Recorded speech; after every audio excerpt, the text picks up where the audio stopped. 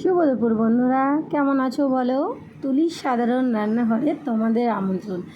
আজ আমি রান্না করেছি খাসির মাংস, একদম পাতলা ঝোল, একদম ঘরোয়া পদ্ধতিতে।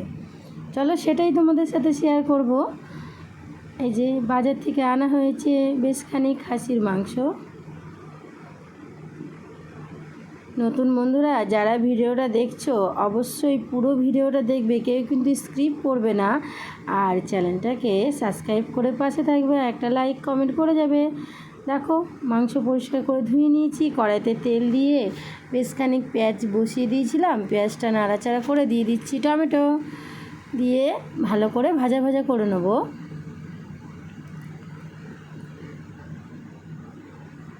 দিয়ে দেবো এতে পরিমাণ মতন লবণ, হলুদ, লঙ্কার গুঁড়ি। আর মশলাটা সবাই জানো মাংসতে কী কী মশলা লাগে, সেটা সব একসাথে আমি পেস্ট করে নিয়েছি। আদা, পেঁয়াজ, রসুন, গোটা জিরে, শুকনো লঙ্কা, টমেটো একটা পেস্ট তৈরি করে নিয়েছি। দেখো আমি তো এইভাবে রান্না করি, তোমরা কে কীভাবে রান্না করো অবশ্যই কিন্তু আমায় জানাবে। আমি এই যে পেঁয়াজ, টমেটো সব মশলাটা বেশ ভালো করে ভাজা ভাজা হলো। এবার আমি এতে দিয়ে দেবো মাংসটা দিয়ে বেশ খানিকক্ষণ কিন্তু ভাজা ভাজা করে নেবো। হ্যাঁ, মাংসটা আমি প্রেশার কুকারে করব না, কড়াইতেই করব। বেশি পরিমাণে জল দিয়ে ঢাকা দিয়ে করব। সবাই তোমরা জানো যে এই মাংসটা সেদ্ধ হতে একটু সময় লাগে, এই জন্য রান্নাটা করতে একটু সময় লাগবে। দেখো আমি মাংসটা দিয়ে বেশ সুন্দর করে একটু ভাজা ভাজা করে নিচ্ছি।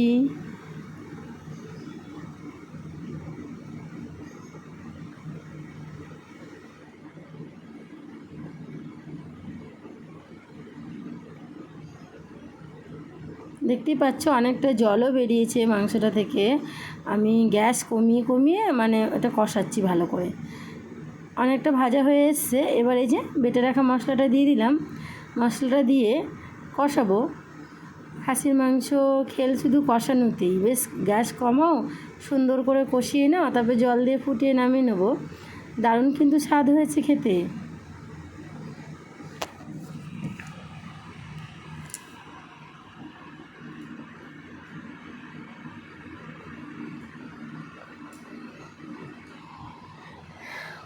ঢাকা দিয়ে দিচ্ছি, ঢাকা দিয়ে গ্যাস কমিয়ে কমিয়ে কষাবো। দেখতে পাচ্ছ কত সুন্দর কালার এসেছে। এবার ভেজে রাখা আলুগুলো দিয়ে দিচ্ছি। খাসির মাংস বলো আর মুরগির মাংস বলো, মাংসতে যদি আলু না পড়ে আমার মোটেও ভালো লাগে না। তোমরা কে কে মাংসের ঝোলে আলু খেতে ভালোবাসো অবশ্যই কিন্তু আমাকে কমেন্ট করে জানাবে।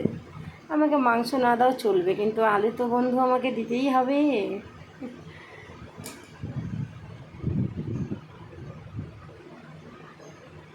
ফাইনালি পুরোপুরি কষা হয়ে গেছে।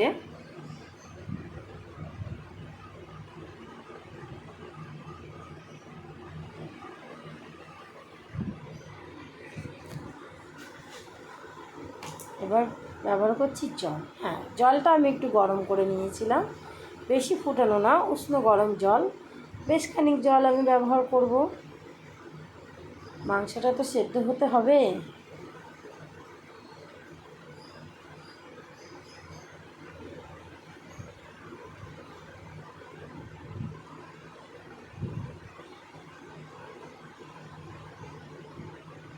এবার আবার কি জল দিয়ে দিয়েছি, এবার গ্যাস কমে শুধু ফুটিয়ে নেব।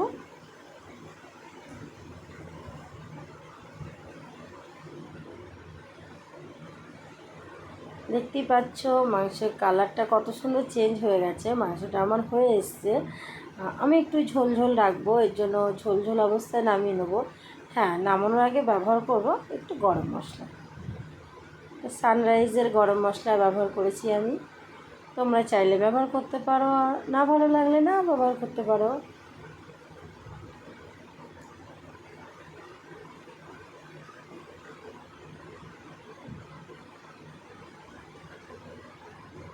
দেখো মাংসটা পুরো রেডি হয়ে গেছে। আমি এবার একটা বাটিতে ঢেলে নিচ্ছি। তো বন্ধুরা ভিডিওটা কেমন লাগলো অবশ্যই কিন্তু জানাবে কমেন্ট করে। হ্যাঁ, আর কে কোথা থেকে দেখছো ভিডিওটা সেটাও কিন্তু আমার কমেন্টে জানাবে। তোমাদের কমেন্ট করতে আমার খুব ভালো লাগে। আবার দেখা হবে।